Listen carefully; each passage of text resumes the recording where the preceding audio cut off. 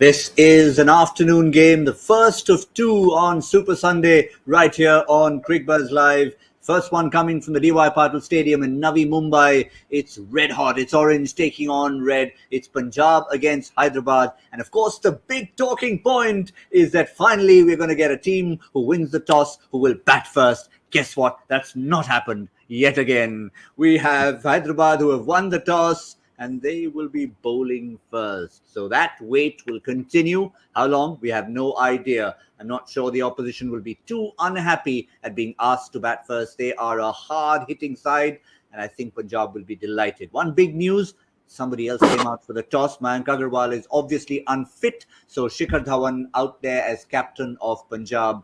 And even without Mayank Agarwal, I suspect they'll be delighted. But let me not make my opinions heard. Let's get the panel in on Cricbuzz Live. Lisa Sthalekar, Michael Vaughan.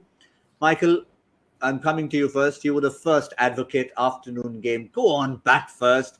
Kane Williamson, again, didn't do it.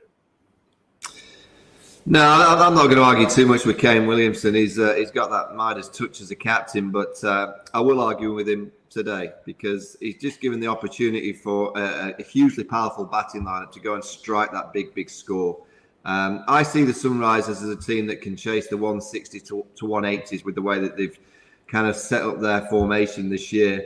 I think by allowing this hugely powerful lineup to bat first, they could get to that 200 plus if they get going. But it's Kane Williamson, it's Tom Moody, they're a good think tank. They'll have lots of different tactics up the sleeve. But I saw yesterday the two teams that decided to bowl first lost the games. And, I just think it's becoming such a kind of a predictable kind of scenario that you just know what's going to happen. Surely somewhere soon a team will realise that getting runs, particularly in the day game, getting runs on the board can be quite powerful as well. I didn't hear what Shikhar Dhawan said as a reaction, but I'm sure internally they wouldn't mind this. And that's what we've said all along. If you have to bat first, do it without the fact that you've been the one who's taken the initiative. Yeah, exactly. Sometimes these are the type of tosses that you're happy to lose, isn't it? There hasn't been a brave enough captain to win the toss and bat first. Hopefully we'll see it by the end of the IPL. One thing we can say is that Punjab, that they've got a side that is pretty powerful at the top, isn't it? They score runs quickly, and if they get, and they have been getting, that 180 plus, they are able to defend it as well. So the Sunrisers have a bit of a job at hand just to kind of minimise the damage, especially within the power play. Well, let's give you all the team news, because the one change I already mentioned at the top is skipper Mayank Agarwal got injured in practice yesterday, so he will not take part in this particular game. Of course, not too bad news. He will be fit for the next one. Shikhar Dhawan is the captain. So that one change means that Prabsimran Singh is the one who is the like-for-like replacement for Mayank Agarwal. Probably means that JB will go up to open the batting with Shikhar Dhawan. Livingston 4, Shah Rukh Khan 5, Jitesh Sharma 6. Prabsimran, well, early days for him. But again, Michael, even without Mayank Agarwal, batting first in the afternoon looks a good lineup. Yeah, and I think Bairstow's back to his best position. I think he's a better player at the top of the order. I know he doesn't do that in T20 cricket for England, but that's because of the massive riches that they have with Buttler and Jason Roy at the top. He's very dangerous when he's not had such a great time of it. And he's probably had a bit of criticism over there. And, the expectation of his performance levels over the years has been so high that people expect him to do it all the time. He's a dangerous player when he's prodded, Johnny Bairstow. When you've got a scenario where he's had an iffy game or two and a pundit or two, i.e. me, generally has a little bit of a dig at him. He likes that prove you wrong mentality. And he'll be looking forward to this today, getting up the top of the order, playing that new ball. The first 6 is dangerous. If he can get 1 or 2 away early, it could be a day like we saw yesterday for KL Rahul for Johnny Bairstow today. And all the more, Lisa, because maybe he hasn't quite got the kind of starts, the number of runs that we are used to seeing from Johnny Bairstow. And guess what? This is another one of those matchups. Bairstow playing against Orange. He's worn that orange jersey a bit. Yeah, and so is Shikhar Dhawan as well. So, and both of them are partnered with David Warner. So now they get to partner together. And I wonder if there's a chance for them just to rub off on each other and try and really get a good little pair going for them, given the fact that Mayank Agarwal isn't there. It's a chance really for Johnny Bairstow to go big. You look at the numbers that he got when he did open last year in the IPL. He did really well. He got 40s, 30s, really important numbers. So hopefully he can do something very similar. Yeah, he's had a good start when he first came in there, 400-plus run season. Maybe came down a little bit, but overall, if you look at the numbers and you add up the strike rate and average, just under 180, you take that. Just wants to add to it this season, Michael. Yeah, I mean, that's high class. His numbers don't lie. And when you have one or two iffy games, you don't suddenly put him on the scrap heap. You know that he'll come good. He's too good a player. He's got too many options. He's got all the power. He's got all the different options. He runs between very similar to actually David Warner. He runs between the wickets brilliantly. He's fast between the sticks. And it might just be today. It might be his day today. You get a sense with Johnny that now and again he gets a little change in his position, and he's got that change to go to the top of the order. I think he'll be really looking forward to getting out there first today. I'd love to have seen a scenario where Williamson's just finished the toss. He heard Mayank is not playing. They walk past each other. Could have been a nice little exchange. Thanks, buddy. I'm opening the batting. Kane's like, really? Oh, can we have the toss again? I wonder if they'll actually do that. I wonder if Punjab are able to make Sunrisers really pay. And we've seen it a couple of times, haven't we? Captains that have decided to bowl first have opened the door for the opposition side to absolutely put on a lot of runs. So they're going to have to bowl well. Certainly are.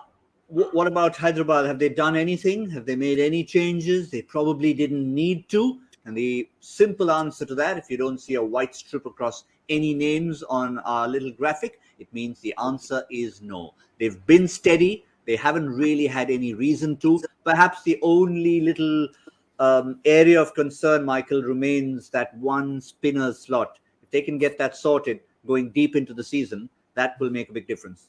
Yeah, but also on a positive, they can keep just getting the wins, and you've got Washington Sundar to come back in. It's a huge positive for the Sunrisers. The two left armers will be quite important against Johnny Bairstow. If they can get the ball just moving back slightly, he does have quite a big gate that opens up between bat and pad, and he has been done very similar to KL Rahul's been done by a couple of left armers this year.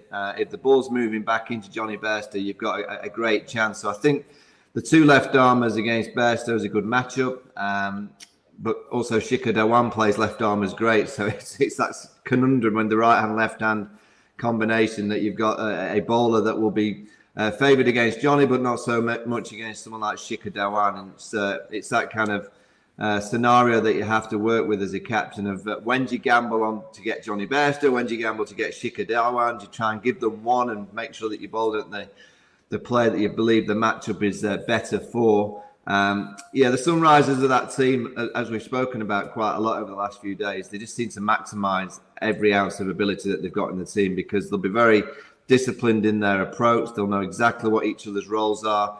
And with Kane Williamson as captain, they're going to be very, very calm. So, they're a good operation.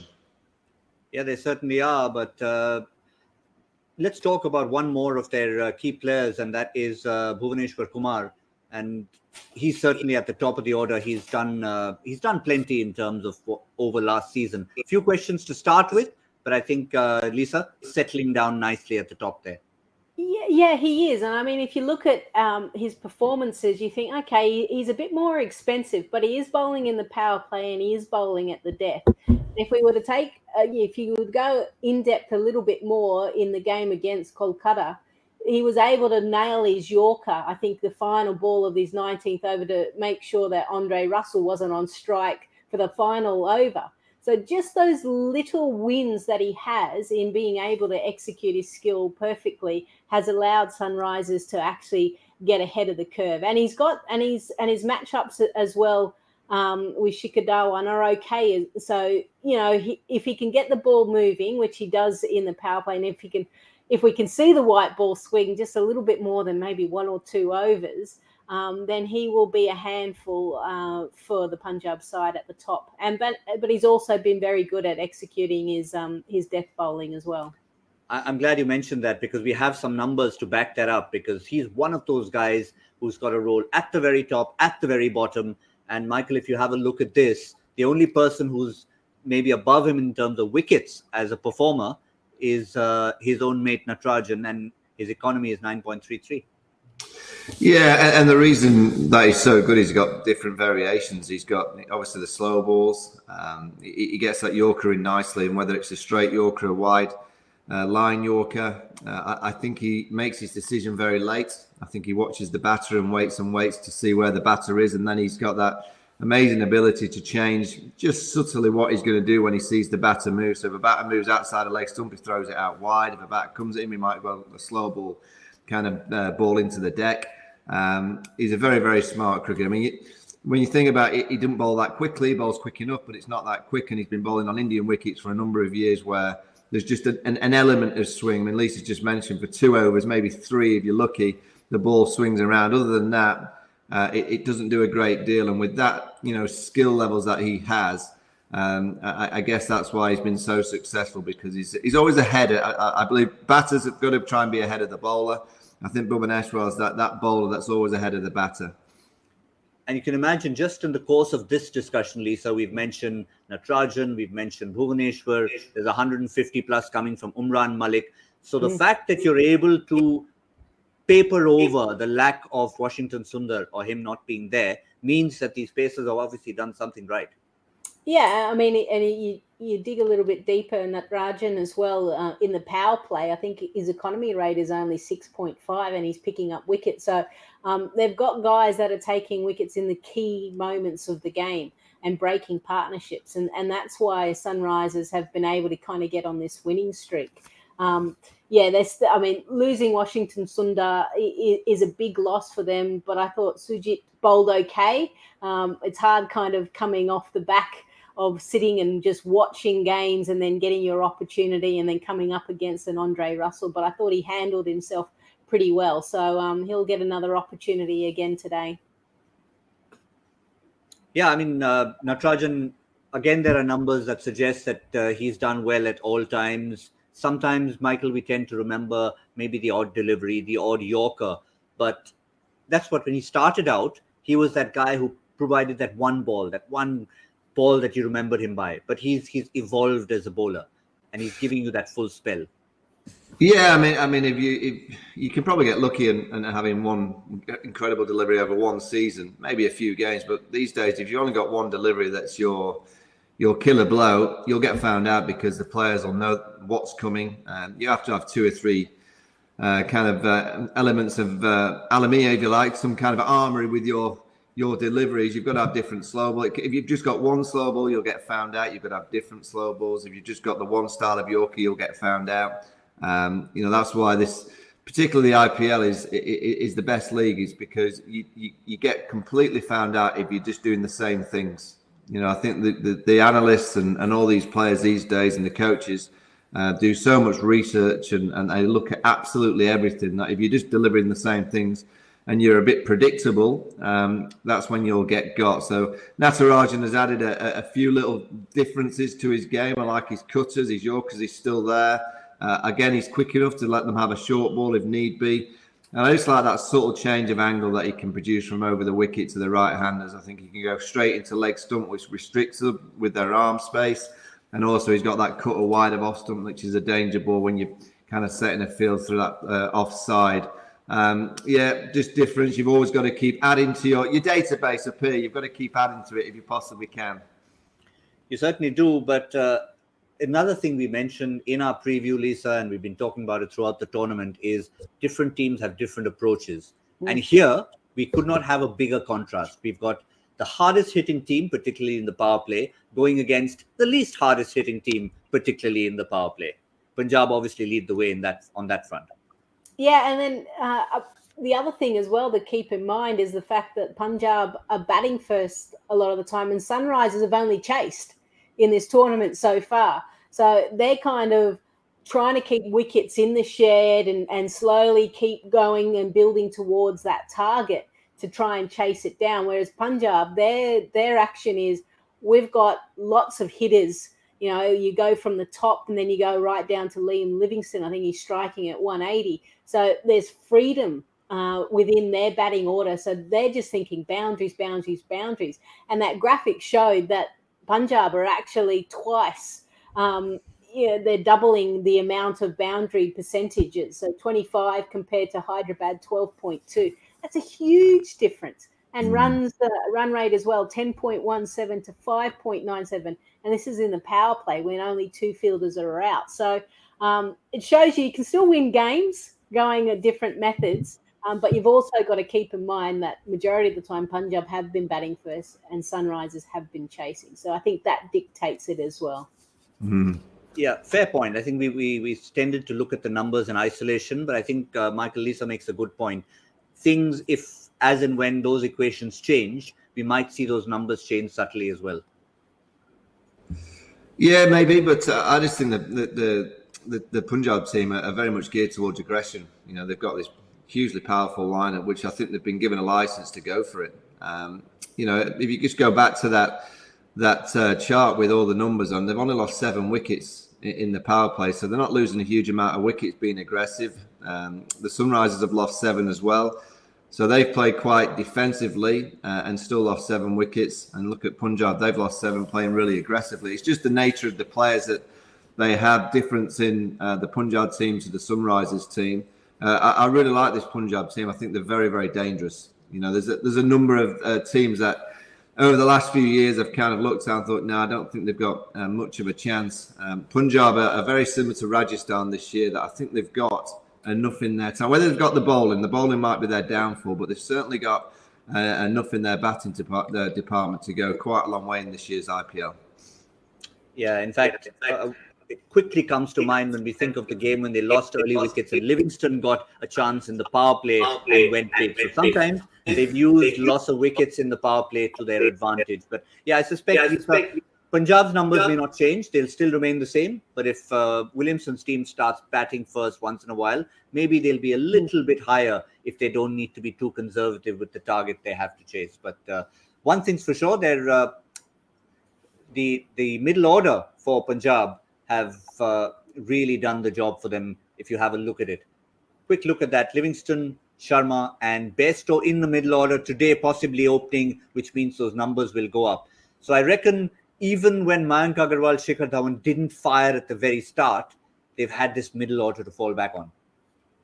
Yeah, they do. And just look at the strike rate of Livingstone and Jitish Sharma as well. And what's impressed me is obviously Sharma. I haven't seen a lot of him. This is the first real opportunity, and those sixes over extra cover are pretty special. And he's playing with absolute freedom. And so by having those type of guys do what they did in the first couple of games, it actually gives so much confidence to the top order. So whilst Johnny Bairstow hasn't fired, I mean, it's quite scary to think that he's stayed quite quiet compared to what we normally see. And if he gets going, then this is a side that, you know, we've looked at what the averages are probably between that 180, 190 mark. They should be getting over 200 given the strength that they have. So it's quite a scary opposition to come up against. Michael, you know Liam well as a person.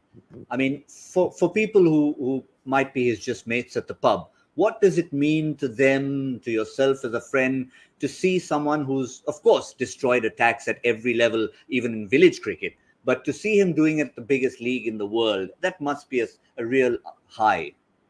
Yeah, and he spent a bit of time in the pub, I think. he likes seeing his mates in the local pubs, but no, it doesn't surprise them. And it's not surprised me because, yes, he's got the game. You know, it's an all-round game that he's got in terms of the way that he can strike it. But with his bowling, he's got the off spinners, the leg spinners. He's an incredible fielder. And he's always had that all-round package. But ultimately, he's one of the most confident people I've ever been around. You know, he just believes in himself. He thinks he's the best. He'll take on anybody. He doesn't fear any names. So if he's playing against the biggest names in the world, you know, it's just the same ball that's coming down at him. He believes that he can hit it for 6.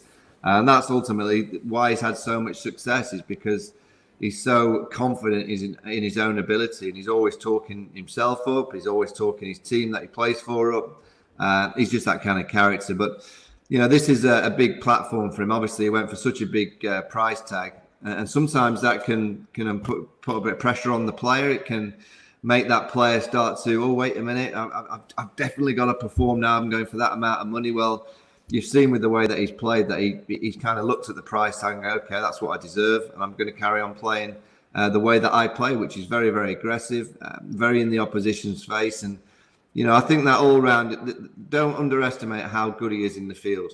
How many. So he might get you a 40 off 20 balls, and he might get you the odd, but he does save, I reckon, 5 to 8 in the field regular in T20 cricket. He's that good a fielder. Yeah, well, we remember 42 runs last season, strike rate was just over 100. I think that itself, for people in India who have just got a glimpse of him, have now seen that the real Liam has actually stood up. But I think for both sides, Lisa, now if you look at it, that top order, we might have mentioned Hyderabad's bowling, but Hyderabad's batting also, in terms of a few familiar faces up there, have done the job for them, albeit chasing every single time this tournament. Yeah, I mean, the fact that Rahul Tripathi has come to the party in the last game, player of the match performance, that was really important for him. Aidan Markram as well, even in the first game when they lost, he scored a half century. Nicholas Pooran, he's got that ability to strike the ball beautifully and chase down a total easily. So, they've got the firepower, which allows them, in that middle order, which allows the top order to be circumspect, which we saw with those numbers within the power play. So they've found a formula for them that has, for them that they can win games. It's just if, an opposition puts on 180 plus, how will they go about it? And this might be another occasion where we might see them really tested. Mm-hmm. And I think the good thing about those numbers, Michael, was that you've got a different person as the top scorer each time. It's similar personnel in the entire list, but Tripathi, Williamson, Abhishek Sharma, they've all sort of done the job. And when Pooran did it, he went hard and did it. Yeah, again, it's not a surprise. Kane Williamson's side is very much geared about everybody contributing, and it's not always about one or two individuals. It's about the whole collective. I think, and Lisa's right. If they're having to chase 190 plus today, you look at two players in particular that will be so important to a higher run chase, and that's Tripathi and Nicholas Pooran, because they have the ability to strike it high. When you're chasing 160 to 175, Williamson, Markram are perfect players for that kind of number because they're so consistent. They don't have to take too many risks. But when you start going beyond that and you have to take risks a little bit earlier, that's potentially when their game might get under a little bit more pressure. And the firecrackers and the ability to strike it out the ground becomes so much more important. That's why Pooran and Tripathi could be a real key today if they're getting asked to chase that bigger number. I mean, the first game against Rajasthan, they put on 210. I think they lost by 60-odd runs. But the rest have been around that 160. In the last game, 170 has been the most that they've had to chase. So let's see what Punjab first get. Obviously, they know their target where they feel more comfortable. It's in their wheelhouse to potentially chase down and win. But they've got to keep them under that 180 mark. Otherwise, I think it could be a bit of a challenge. What are these numbers that we're talking about? Let's just put up some more numbers and see how we can read into it for the moment. Punjab in the power play, we know they've gone big. Just how big? And look what it's resulted in. 63, 72, 65. And other than that one anomaly, when they lost wickets in a heap, it's been 180 plus every single time. And today, it's in the afternoon, so it could just be ominous, Michael. It's an open invitation, isn't it? When you get asked about first if the pitch is anything like we would expect, which would be a good one, you'd have to bowl out your skin and field incredibly well to restrict this kind of batting lineup to 160, 170. That's why I don't know whether Kane's just gone on what's worked for him of recent times, whether he believes he can get a couple of early wickets and put them under pressure that way. But I do think he's given them an invitation to go on and get that big score. And if any one of that order gets in and starts to fire like we know that they can, over 200 could be on the cards today. I'm wondering if the invitation could just be an out-and-out temptation. Look, we're giving you something that you probably, it's Christmas has come early, and maybe they're thinking, let them go hard, let them go extra hard, and that might be their downfall. Could that even be a possible type of thinking? It could. It could, the reverse Malachi, here, go for it, enjoy yourself. But if the main thing is if Sunrisers are able to take consistent wickets, then that will keep the score down. They've got to take wickets. They can't afford to let the players build partnerships, because these guys, they'll go hard. So, it's going to be a good contest. I think there's still going to be plenty of runs, though. Well, I'm just trying to eavesdrop and see it. I don't think I see Johnny Bairstow walking out to open the batting. Could they even go with Prabh Simran, like for like replacement? He's replaced Mayank Agarwal. Are they going to throw him in the deep end to open? Could Jitesh maybe even open? I suspect it is going to be Prabh Simran opening with Shikhar Dhawan. So like for like replacement, Johnny's got to wait at in the middle order, and we'll see how it goes from there. But of course, we are going to get our own predictions in, knowing now that Johnny Bairstow is not opening the batting. Still want him to get runs. Still think he will, batting first in the afternoon. We, of course, have a quick look at the points table again, just to round things off. We started it with it. Where are Punjab at the moment? 6 points, somewhere squeezed in the middle. Hyderabad have done really well. As far as Hyderabad are concerned, it's been an upward journey.